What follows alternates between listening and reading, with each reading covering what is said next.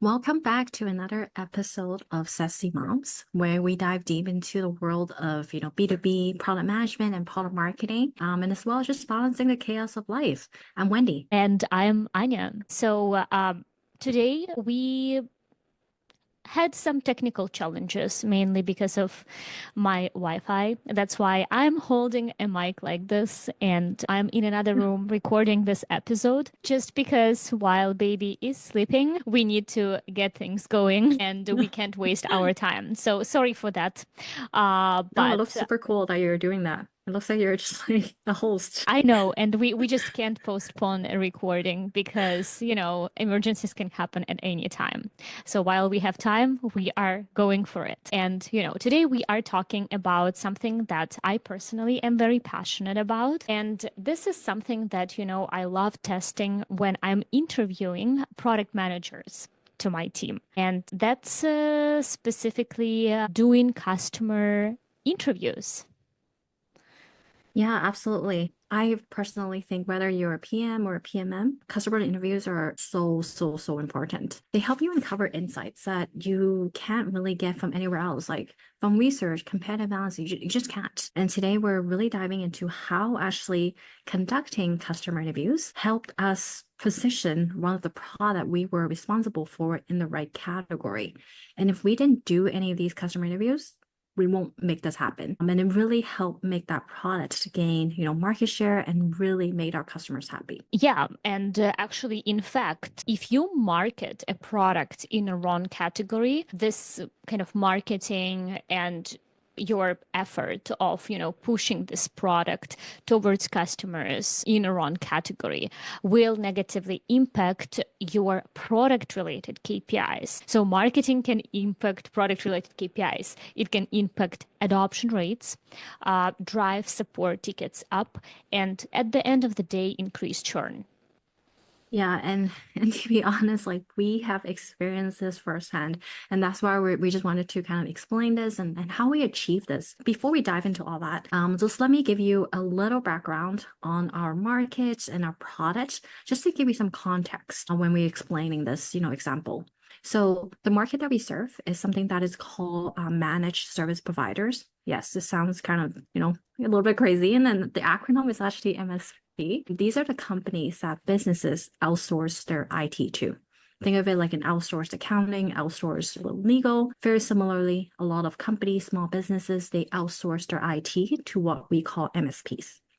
And one of the products we launched was actually to help MSPs offer password management solutions to their clients. As someone that's taking care of IT, of course, like securing and managing their passwords, sensitive data, of course, that's important. And on the surface, it made it seem like a perfect fit, right?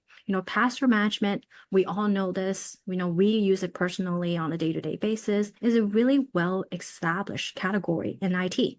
And when we launched this, we thought, we were well aligned. But as we'll explain a little bit later, categorizing the product that we launched in the category of password management had a lot of different challenges. Anya, do you want to walk us through some of these? Yeah, absolutely. I mean, you know, sales at that time, I think were great, right? Because password management was an established category, and like in our industry, people needed password management and solution, and they were not interested to buy this password management solution externally, right? They already have their bills, they already have the invoices with our company, and they had like a setup with us. So for them, it was a no-brainer to buy the password management from us, because then they can get like the same bill, invoice, and everything from us. And like why searching for something else when they can have it? But obviously, when again, sales were great, we were pitching it as password management, but there were a lot of features still missing. So, for example, they needed a certain type of configuration. This configuration was required so their clients can use this password management solution. And we didn't have that, where there were certain password management and security features which they specifically needed, like personal passwords. And we didn't have a personal passwords feature for their clients, right? Or when it comes to using browser extension, they wanted a lot of advanced like features like password autofilling or password auto-saving. And then once they use auto-save the password into this password management solution, you then need to edit this password automatically when someone changes the password, right? So realistically, when we looked at it, we had many, many features, like even basic features missing. And without those critical capabilities, the product just didn't meet expectations within our category. So a person was buying this kind of solution, but at the end of the day, they were really unhappy with it. And this, influenced our sales in the future, as well as product reputation, right? For sure, for sure. And I think one key thing I wanted to highlight again is Yeah. people expected certain features because we called it a password management tool. So there are like basic features that people just expected. Yeah, And those were exactly. missing. And that's why it was that expectation was not met. But on top of the, sales not met, there were so many other different challenges that we had with this. It was like the missing features made the product actually less useful. People churn, eventually expectation wasn't really met. Support was overloaded because customer expected a password management to behave a certain way and it didn't. And obviously this hurts, not only product reputation, and it was just getting harder and harder for our sales team to, combat some of these objections. So Yeah. so what happened? What did we do? Yeah, I mean, like in this situation, the very natural path for every product manager is to, list all of the features and start prioritizing and start development. Right? This is just our natural desire. And as you know, most of the job descriptions, they say, hey, you need to meet the customer expectations. You need to be empathetic to customers. You need to develop features that they need. And if we would do this in this particular scenario, it means that our customers need 10 features within password management categories. So what you do, you prioritize those features and you start developing those. But we took a different approach, right? And this is why I constantly say that PMs, kind of the product owners, like they own product development, but they need to be having like business mindset before investing so much money into feature development. And I remember actually, Wendy, it was during COVID days. You were pregnant with twins. I remember even the chair where I was sitting back then. You have such We good had, memory until you actually like told me this scenario. I'm like, oh yeah, like we did have this, and I actually totally forgot about it. Probably yeah, yeah. pregnancy brain. Yeah, yeah, yeah, yeah. Brain fog. So Yeah. we had a meeting with you, and I remember I said to you like, "Hey Wendy, like we like because we were concerned with sales, right? Our sales team also came back to us and they said, "Hey, like we are experiencing like churn, right? And we are like, commissioned to ensure that people don't like drop and so that they like continue using the product. So basically, the product's reputation was so bad, and you were wondering what can we do, but I said, Wendy, like for us, like with the resources that we have, in order to meet the expectation of this product category and to meet customer expectations, we honestly need at least 3 years. But then think about it. During these 3 years, we will be developing basic features, while our competitors will get more advanced and more advanced. And at the end of 3 years, our customer needs will be totally different. So for us, to do this, to continue development, honestly, like doesn't make sense. We need to do something else. Yeah, and it was quite clear because obviously we had some unhappy customers. People are churning, but not all of them.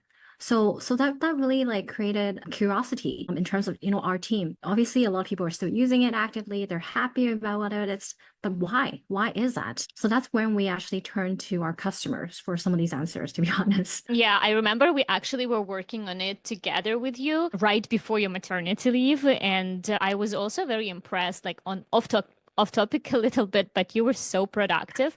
I honestly still can't fully believe that you were pregnant back in the days. Yeah, no, I actually didn't really like I did my regular things. I don't think I've ever like took a lot more time than like really before pregnancy. Probably the reason was I was lucky. Actually, both of my pregnancy didn't cause me too much problems. But another thing is I love customer interviews. You know me. I just love being able to conduct these, understand like what their pains are and helping me understand like the why behind all these things. I think both of us are really kind of why mindset. We don't just do things for the sake of doing things. We really want to understand the why. And I think customer interviews help a lot with that. And I'll never forget, like, I think I got a message from both you and our boss, actually during my maternity leave after this whole project went on and how like the product just took off, adoption, sales and everything. And I think all that work actually paid off. So that was kind of nice to hear. Yeah, it was amazing. And also from investment perspective, it was from investment and timeline perspective, it was much easier kind of to test a new messaging, to test a new market category versus start developing those features, invest in millions of dollars through the development, like salaries, right? Like engineers, even two engineers, it's still like at least $500,000 investment just to build couple of features, right? So it was also pretty efficient from the timeline perspective and from the investment perspective. And changing your positioning, changing like testing new category, it can be a test, right? So that's why you can quickly understand what's going on with minimum effort and minimum resource waste. Yeah, no, and just to kind of give you guys some background, actually during the customer interview, we discovered something interesting. Actually, the customers who loved our products, are using it daily, didn't weren't even raving about the password management features.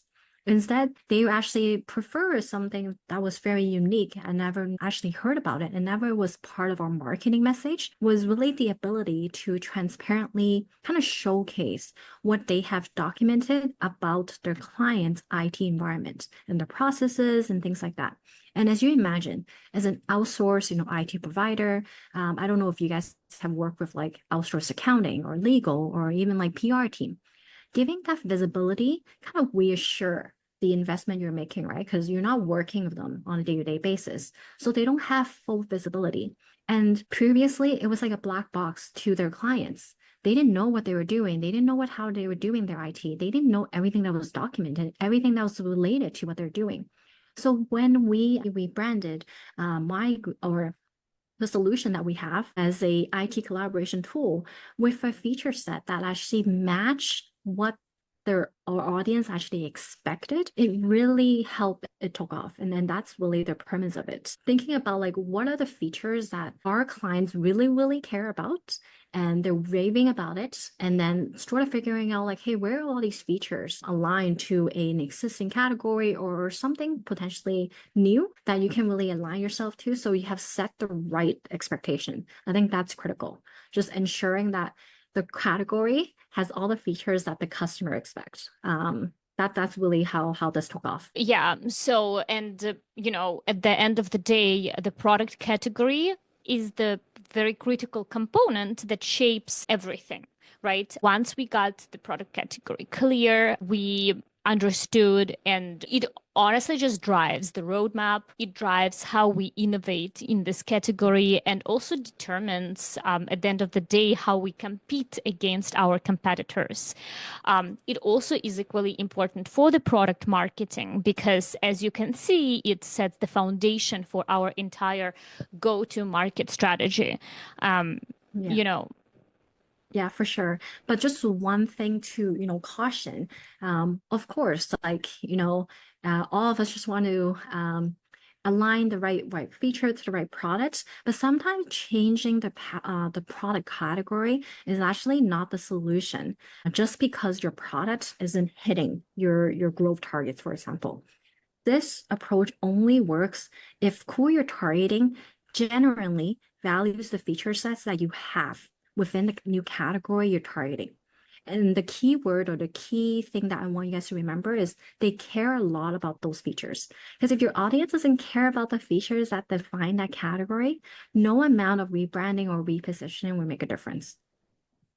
Yeah, and this is a really important point because I think this is where understanding your audience deeply is critical before making any important strategic shift and before we get tactical. By the way, I think we have like one product, one add-on product right now where kind of we need to reposition it too. And we want to reposition it because it evolved into a different kind of product.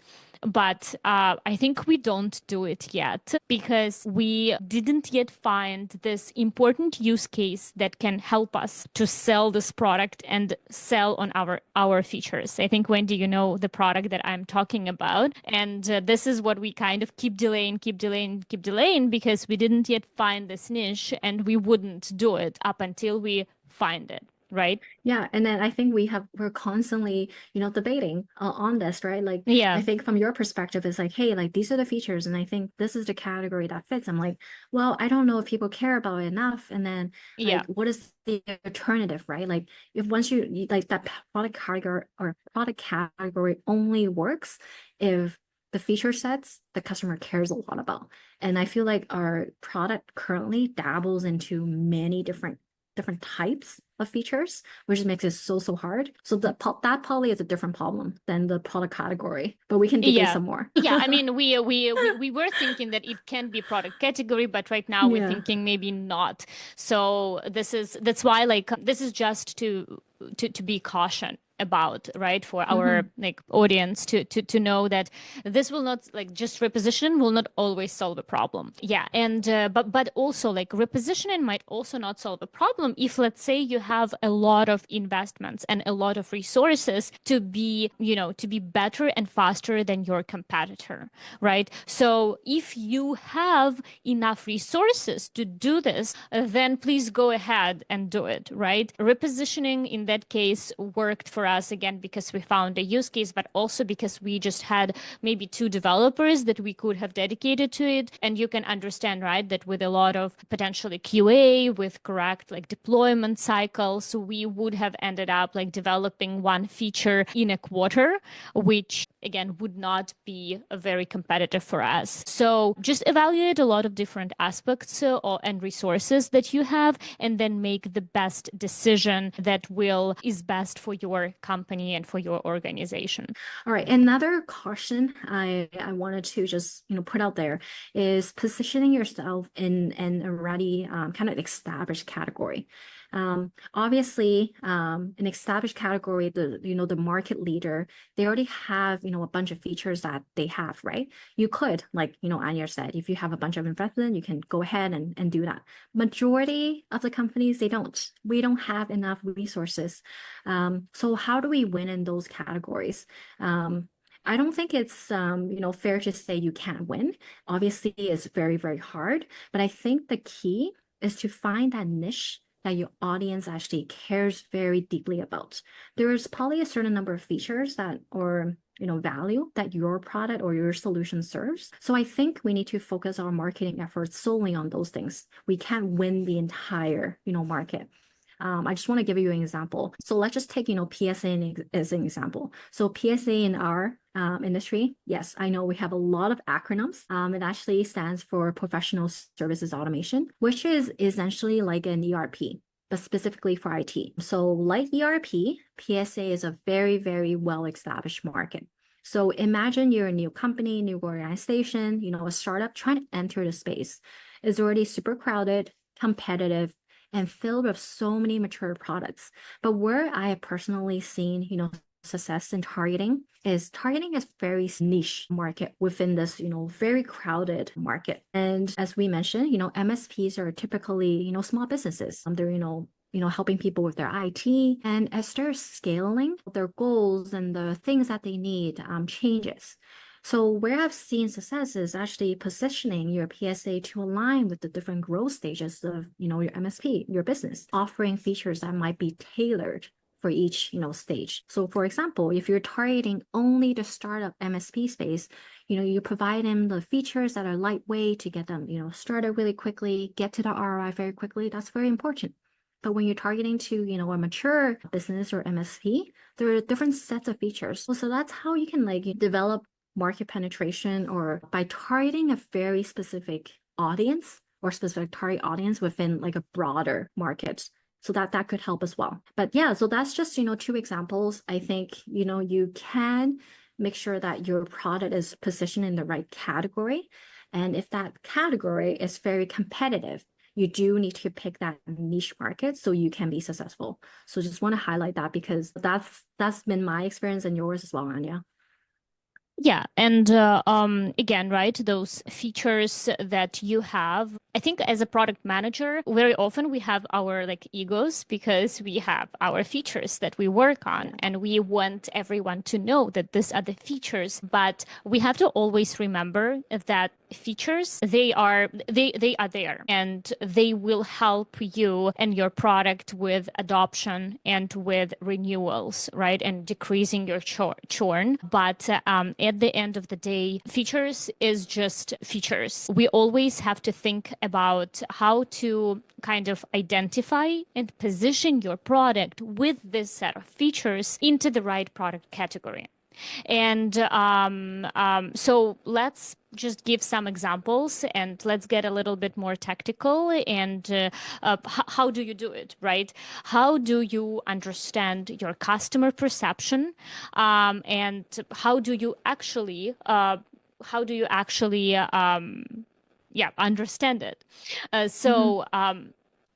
We in our product team usually love talking to our customers, and in order to understand what they want, to understand how they see your product, you can do a couple of things, and I strongly recommend that you do kind of all of them. You don't do a particular research or particular method. You don't use a particular tool. You use all of these tools, right? So first, you do customer interviews. Usually qualitative. So you directly go to your customers and you ask them how they view your product and what problems they believe it solves. Your customers will tell you. Then you do competitor research, right? You identify where customers see gaps in those competitor offerings and see if these gaps can be the ones that define your niche. After that, you do market surveys. Market surveys are more quantitative. So if you really want to understand the trend and understand this unmet need better, you first have to do the customer interviews and competitive research before going into market survey. So market survey will just help you to see the trends and see that out of identified gaps, which gap is kind of the most trending so that you can then focus on it. And finally, you just analyze the feedback, right? You study support tickets, for example, or you study your customer reviews, maybe on Google, maybe in Ideas portal, in order to understand what are those recurring pain points your audience has and align them with your positioning. Yeah, and I can't stress enough like how much I appreciate, you and your team being able to do these and then sharing these feedback even with the product marketing team. I love that, you consolidate a lot of that feedback and present it to us. I love that. So just to kind of give you guys some ideas on like where you could start, because customer interview questions sometimes could be more difficult because a lot of people's like, where do I start? Like, how do I even interview a customer? How are they gonna, tell me everything about their day to day? Why are they likely to even tell me? I think it's actually customers love talking to us. I don't think a lot of customers get the chance to talk about their day to day. What do they care about? What's challenging them? How about the role, their day to day? So it's actually a lot of times they love to. So where we usually start is kind of start from like uncovering their pain points. Like what were you struggling when you decided to use our solution? This helps, uncover that initial pain. And then kind of go into like, hey, what were you doing to accomplish this before a solution? And this really helps you understand the alternatives. The alternatives helps you understand like which product category could make sense if you wanted to understand, which category you want to focus on, even for a product roadmap or, for marketing aspect. And the other thing is like what prompted you to choose our solution over the alternatives. This again helps you identify what makes your product stand out. And then how do you compete? Let's say if we're comparing to the alternatives, which kind of makes up that product category.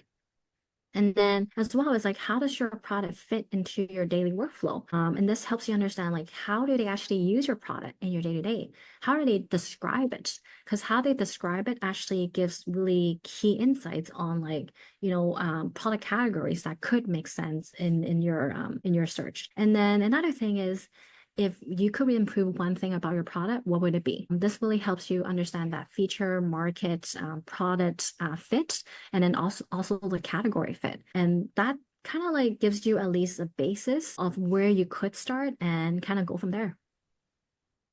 Yeah, but one thing that it's important to remember, right? Even though repositioning is much faster than actually developing features, but it still takes time, right? Um, Mm, I yeah. remember like I think it took like a year maybe, right, for us Yeah, for to. sure. Yeah. Yeah. And then I think the other thing to keep in mind is repositioning is a company or business effort. It's not just like, okay, product marketing thinks this, no, we should do it. Like we need that commitment from that business perspective because obviously once we solidify that product category, product management also needs to kind of develop features based on that product category. We can't just be like developing everything, right? So I think that's also another key. And you're absolutely right, Anya. The results were definitely not immediate because changing your positioning, updating all your web pages, your messaging, and rethinking how even your sales team approach things takes time. And messaging, updating all the collateral content, our campaigns, the way your sales team pitches the products, your solution specialists, how they demo the products, all of these have to be adjusted. I want to say, yeah, exactly. I think from the time we started this to actually seeing the results, it probably took about a year.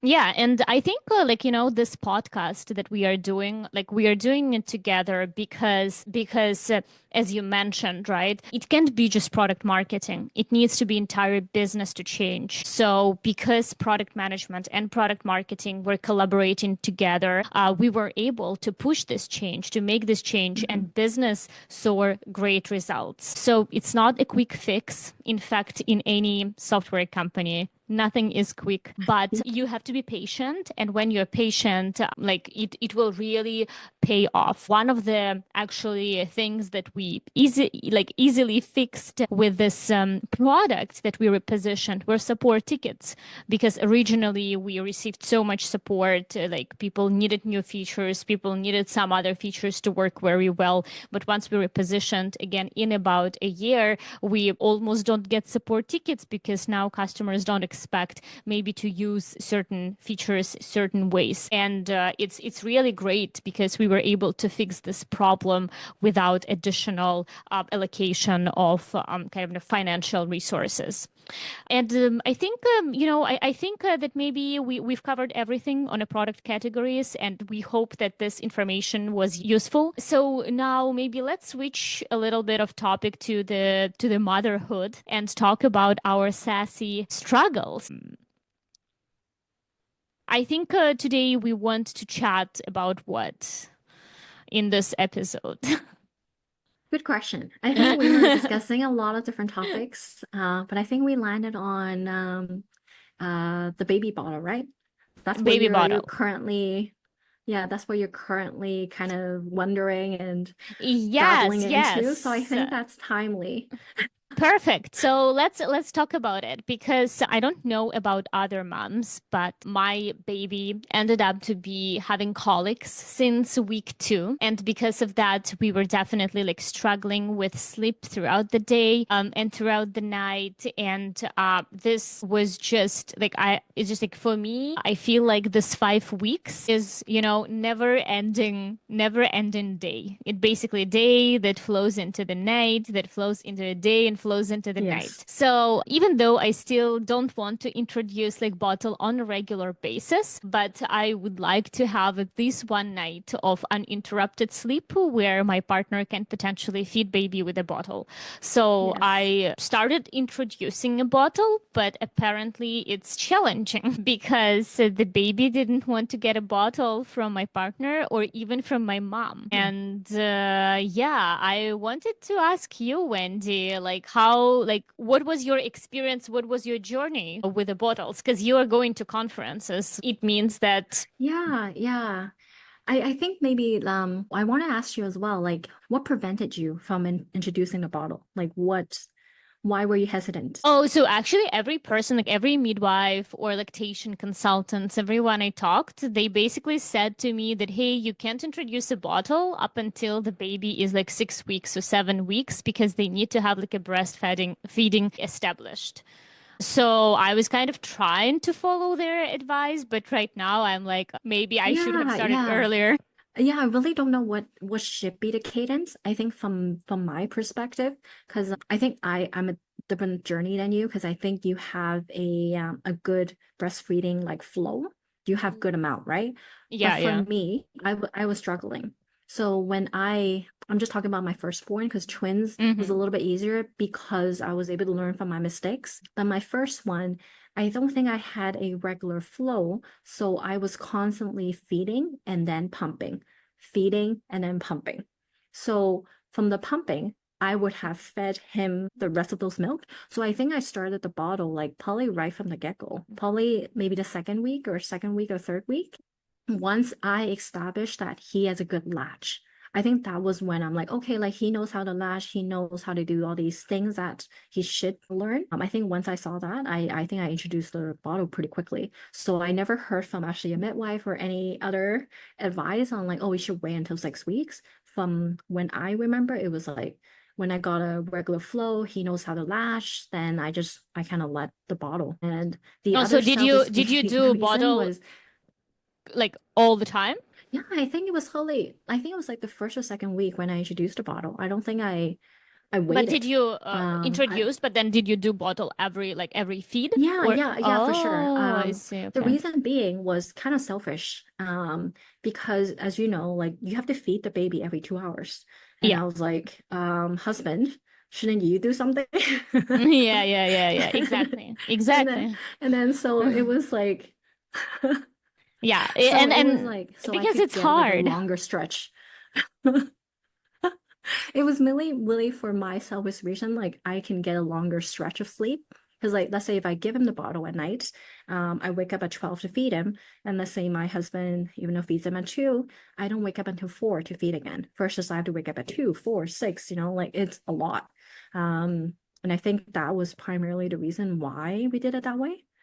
Yeah, and actually I like don't I actually want recall, to be honest. yeah, I actually want to talk like I don't know like the bottle, I don't know like maybe I was like people introduced to me that bottle is bad, but it's actually not because also my baby likes to soothe on my like breast and Yeah, sometimes I yes, felt very bad because I was like okay, he wants to soothe or maybe he wants to eat, so maybe he didn't have enough food. But bottle helps me to yes, see if my baby is actually really hungry or not. And I did the yes, bottle like 2 times and I saw that he was not eating at all. And I was like, okay, so you don't want to eat. And I stopped yes. feeling bad about it.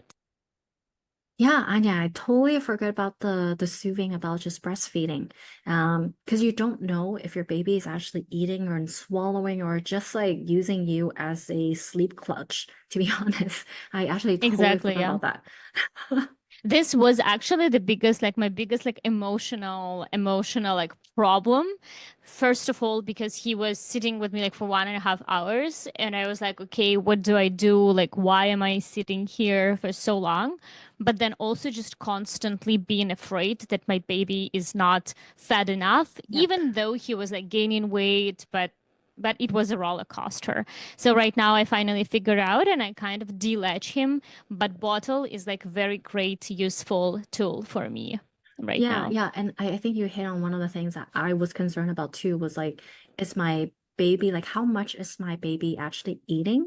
Like am I producing enough flow? Because like from my experiences, I don't have enough flow, right? So do I need to like supplement with like formula? Like I don't know. So I think like just by pumping and then understanding, okay, like this is the amount I have, and then like understanding like sometimes he doesn't even eat the full amount. It's like, oh, actually my flow was enough or it wasn't enough. At least it gave me a gauge of like how much he's actually eating. Um, I just think people, from my perspective, a lot of the moms that I have engaged with, they're afraid to give them the bottle just because they're scared they won't latch on the boobs. But I think just by holding your baby and giving him that extra like mom kind of like brace, I personally haven't experienced that. They were like, I don't want, you anymore. I only want the bottle. I know, and it's great. And honestly, I just want, I think, for this episode, just say for every mom who, I don't know, like all of this Instagram videos, midwives, lactation consultants, anyone who is like just telling you that like, well, bottle is not as great. I actually find a lot of benefits from it, and I think it's great, especially like it's better that baby. I think at the end of the day, I found out that it's better for baby to have like a nice, calm, and happy mom Hmm. rather than like some of the cliche, I don't know, cliche topics like, oh, boob is better than the bottle. So bottle Yes, is great. totally. So introduce it as soon as you can, and then the Yeah. rest will follow. I think the baby will always want a boob, no matter what. Yeah, Like I agree. bottle is always a question mark, but a boob is Yes. always what they Yeah. want. So Yeah. it's very hard for them to not kind of like your Yeah. breasts. Yes. Yes. And then actually on this topic, I think we'll save it for next time. It's just about like breastfeeding. I think both you and I had different experience. I think I had a tougher time. I actually don't know too much about your experience, but it seems to be, working fine. But I Yes. would love to talk But it about was a like, tough time. yes, but I On would the love to other talk about, hand, yeah, I would love to talk about like just my experience and like what the society expectation of mom is around breastfeeding too. It's like, don't feed them formula, don't feed them bottle. Like that's kind of the consensus just around like nurse, doctor. So I just want to kind of tell you my experience around that as well. perfect. So then we will meet in the next episode where we are going to talk about the breastfeeding Yes. and also some more exciting things Yeah. related to SaaS. Yeah, for sure. And then I think that's it for this episode. So thanks for tuning in to this episode of SaaSy Mom. And to be honest, we'll love to hear from you, on your failure success of, product categories, as well as just, your bottle feeding experience potentially, and maybe what you're struggling with as well. So connect with us on Instagram. And remember, if you liked today's episode, don't forget to subscribe and rate and leave a review for us. We'd love to hear from you. Okay, bye for now. Yep. Goodbye.